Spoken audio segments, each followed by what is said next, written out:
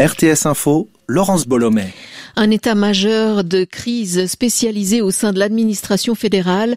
Le Conseil national a adopté aujourd'hui par 129 voix contre 51 une motion visant à créer une telle structure.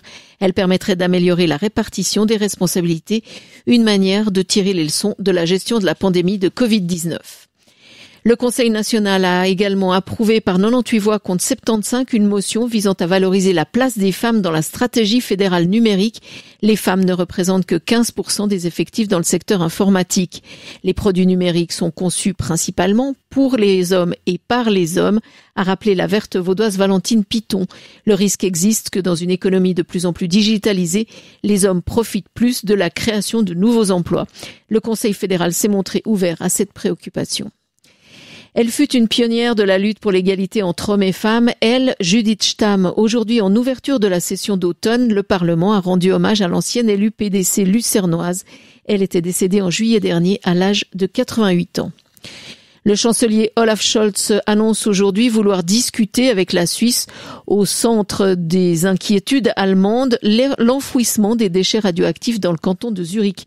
Le ministère allemand de l'Environnement a déclaré lors d'une conférence de presse que l'emplacement choisi par Berne pour enterrer ces déchets pèserait lourdement sur les collectivités côté allemand. Des compensations financières pour les municipalités allemandes concernées ont encore été évoquées à cette occasion. 500 km² de territoire repris à la Russie dans le sud de l'Ukraine, c'est l'affirmation du jour de l'armée ukrainienne. Des villages dans la région de Kherson flotte la bannière désormais jaune et bleue selon la porte-parole militaire. Il s'agit d'une première estimation chiffrée des gains territoriaux ukrainiens dans le sud du pays. Le cercueil de la reine Elisabeth II termine sa procession à la cathédrale Saint-Gilles d'Édimbourg. Des milliers de personnes se sont massées le long du Royal Mile, l'avenue du centre de la capitale écossaise, pour saluer le corbillard. Les 4 enfants de la reine, Charles, Anne, Edward et Andrew, ont mené cette procession. Après un office religieux, le cercueil sera exposé dans la cathédrale afin que le public puisse se recueillir. Quant aux funérailles, elles seront célébrées le 19 septembre à Londres.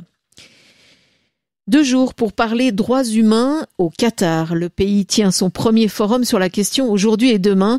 L'Émirat est très critiqué sur la question et en particulier depuis qu'il a obtenu l'organisation de la Coupe du monde de football 2022.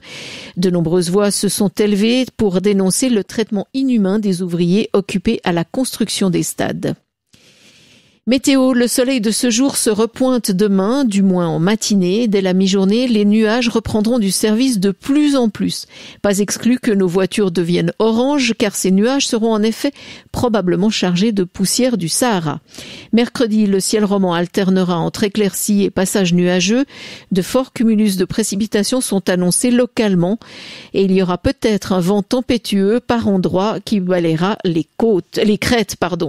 Le mercure pour ces 2 jours à venir, jusqu'à 28 demain, 24 maximum mercredi. Retrouvez l'actualité sur rtsinfo.ch. La météo avec VZ, le